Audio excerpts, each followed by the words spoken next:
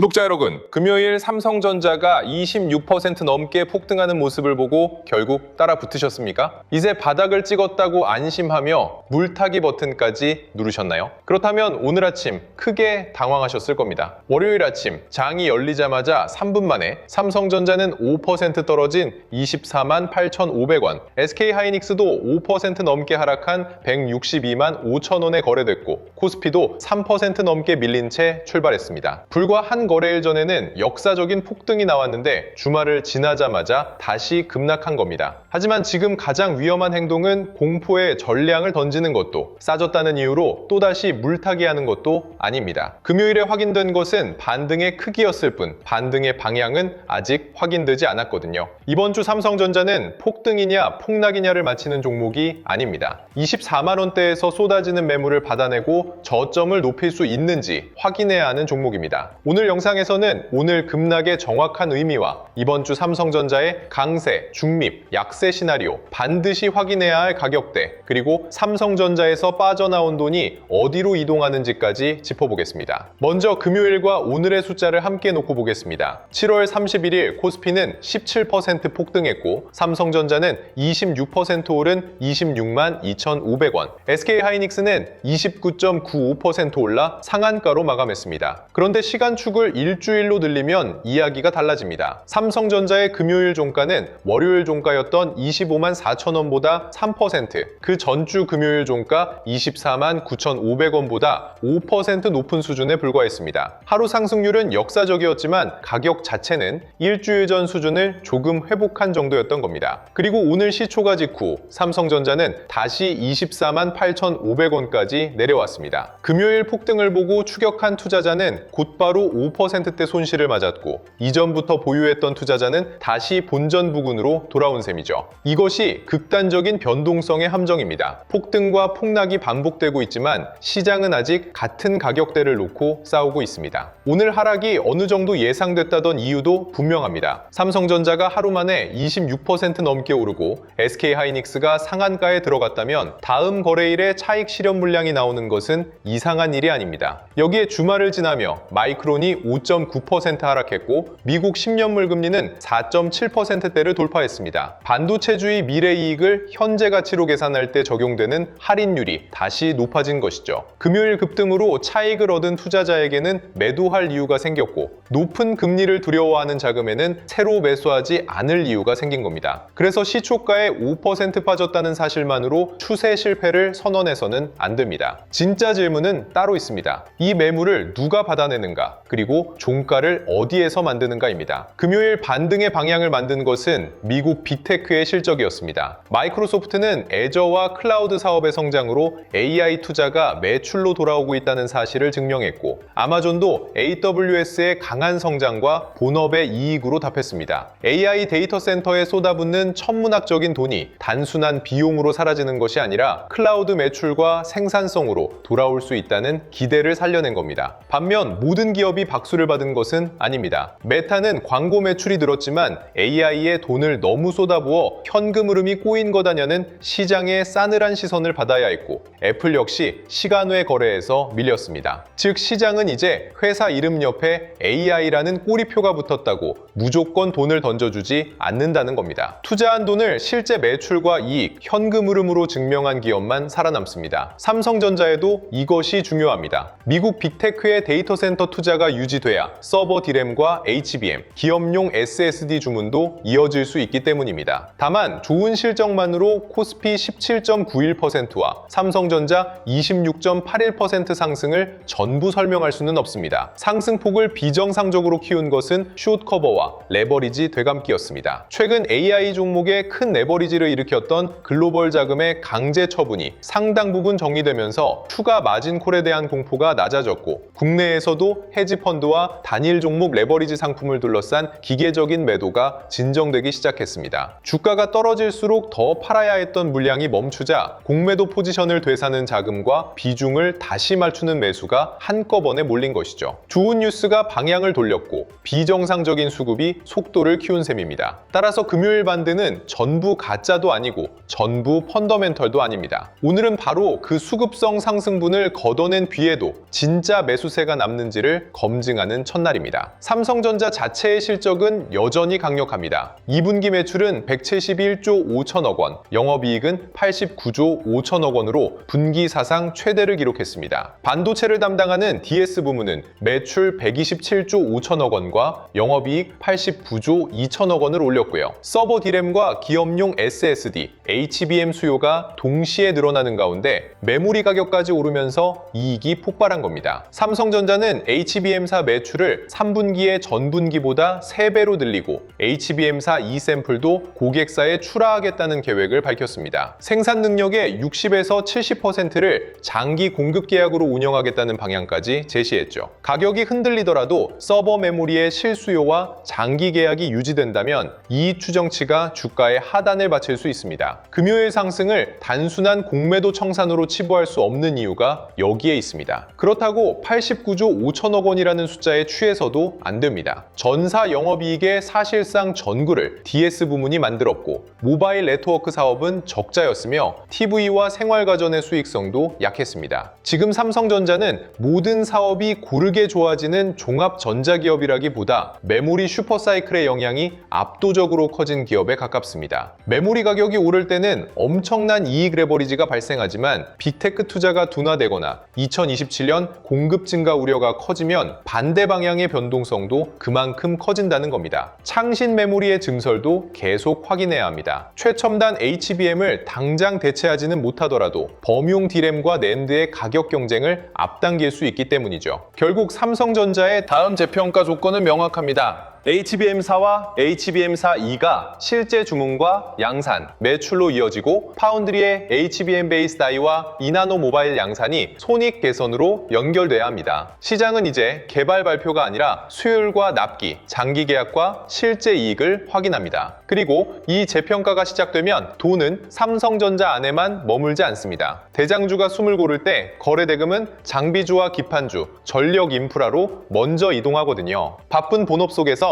이 돈의 이동 경로를 놓치지 않고 확인하는 방법은 영상 후반부에서 말씀드리겠습니다. 종목 이름보다 더 중요한 것은 돈이 들어오는 순서를 잡는 일이기 때문입니다. 이제 가격을 보겠습니다. 가장 먼저 확인할 구간은 24만 9,500원에서 25만 4천원 사이입니다. 지난주 금요일과 월요일 종가가 겹쳐 있는 자리인데 오늘 오전에는 24만 8,500원까지 내려왔습니다. 장중에 잠깐 이탈했다고 지지가 완전히 무너진 것은 아닙니다. 오전 매물을 소화한 뒤 24만 9,500원을 다시 회복하는지, 더 나아가 종가가 25만 4천원 위로 올라오는지를 봐야 합니다. 이 구간 안이나 위에서 마감한다면 오늘 하락은 금요일 급등분을 소화하는 정상적인 눌림으로 볼 여지가 있습니다. 반대로 외국인이 다시 대규모 매도로 돌아선 가운데 종가까지 24만 9,500원 아래에 머문다면 방어선은 한 단계 낮아집니다. 그 다음 방어선은 금요일 장중 저가였던 24만 3천원 부근입니다.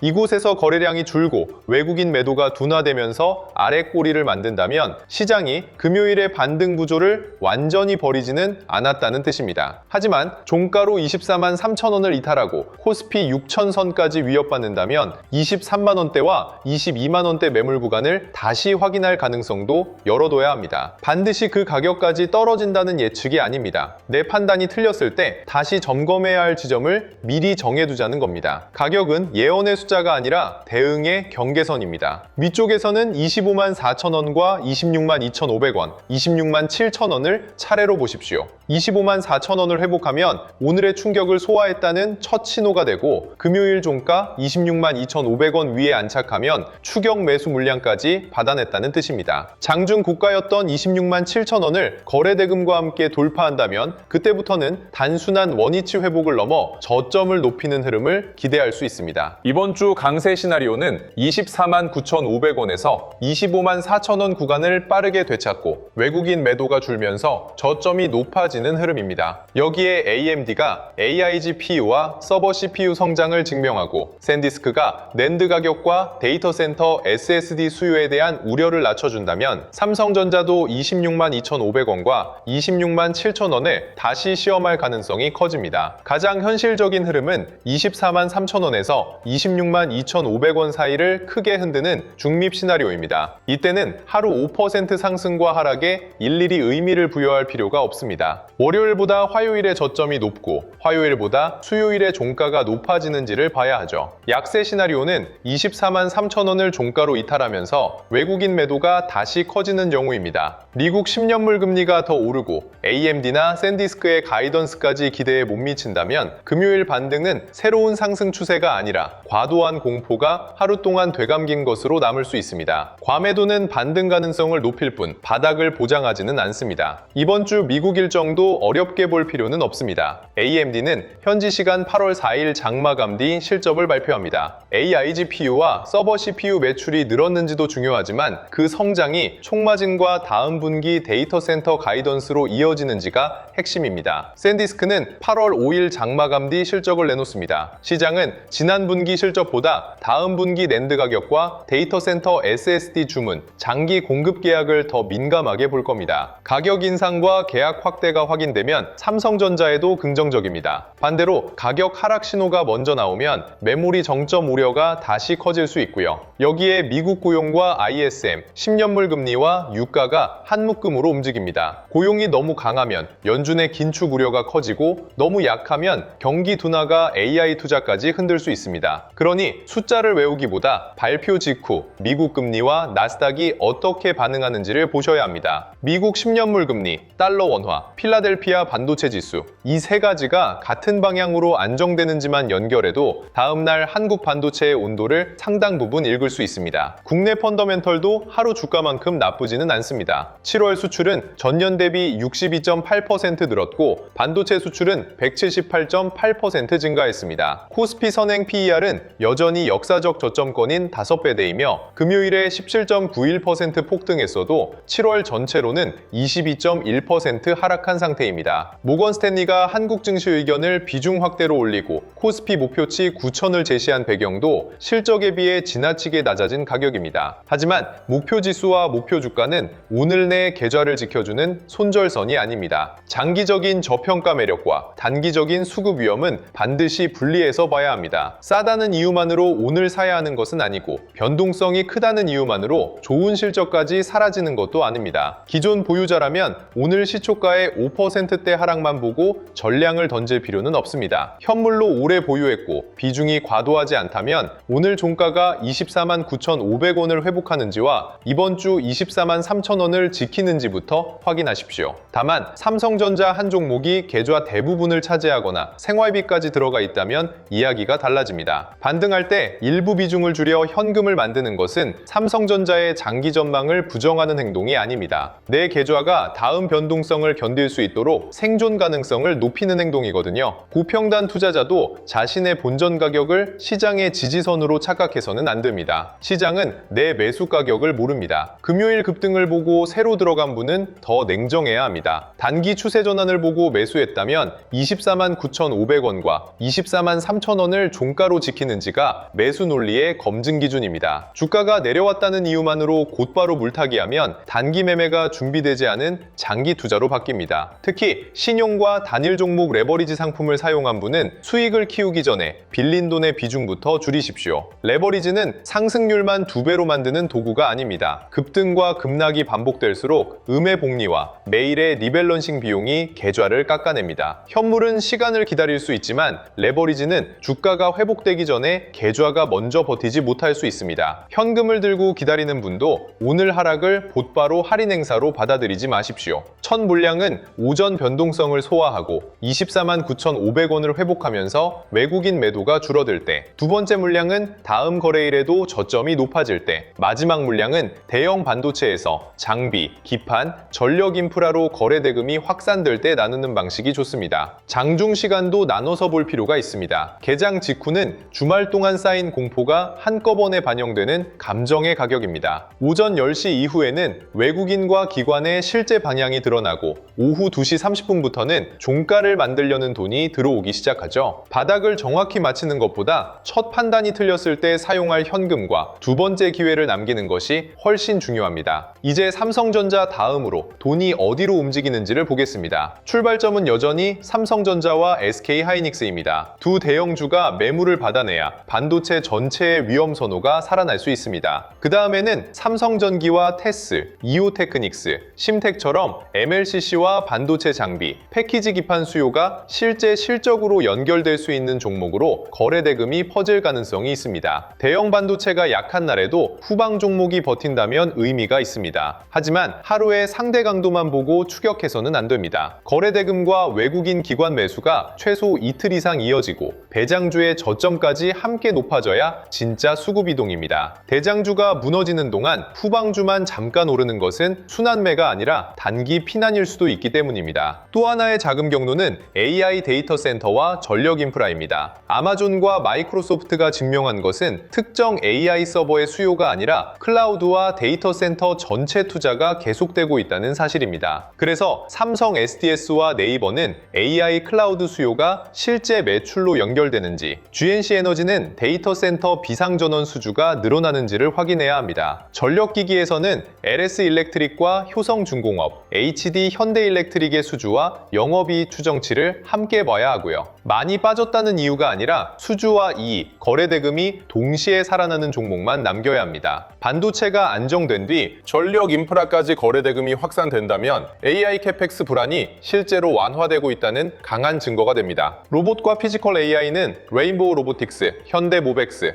로보티즈를 보되 이번 주에는 반도체와 전력 인프라보다 한 단계 뒤에 순환매 후보로 두는 편이 좋습니다. 모든 테마를 살 필요는 없습니다. 지수 반등이 끝난 뒤에도 실적과 수급이 함께 남는 종목만 고르면 됩니다. 문제는 이런 신호들이 한꺼번에 친절하게 나타나지 않는다는 겁니다. 우리가 잠든 새벽에는 AMD와 샌디스크의 실적이 나오고 연준 인사들의 발언이 쏟아집니다. 그 사이 미국 10년물 금리와 필라델피아 반도체 지수가 움직이고 아침 9시가 되면 원화와 외국인 선물이 먼저 반응하면서 호가창은 미친 듯이 요동칩니다. 그 뒤에는 삼성전자와 SK하이닉스에 들어왔던 거래 대금이 삼성전기와 장비주, 전력기기로 빠르게 이동합니다. 개인 투자자가 종목 하나의 호가창만 바라보면서 이 거대한 수급의 이동을 장중에 모두 연결하는 것은 사실상 불가능합니다. 그래서 영상 아래 더보기란에 주도주 알림센터를 열어두었습니다. 단순히 뉴스를 모아주는 곳이 아닙니다. 장전에는 미국 반도체와 금리 환율을 통해 그날의 시장 위험도를 확인하고 장중에는 대장주가 흔들릴 때 거래 대금이 어느 후방 밸류 체인으로 이동하는지 살펴봅니다. 장 마감 뒤에는 종가와 저점이 실제로 높아졌는지까지 연결해서 확인할 수 있고요. 좋은 종목을 몰라서 놓치는 것보다 시장의 방향을 늦게 보고 또다시 꼭대기에서 따라붙는 것이 더 아쉽습니다. 늦게 확인하면 이미 가격은 떠 있습니다. 혼자 매일 이 흐름을 추적하기 어려운 분은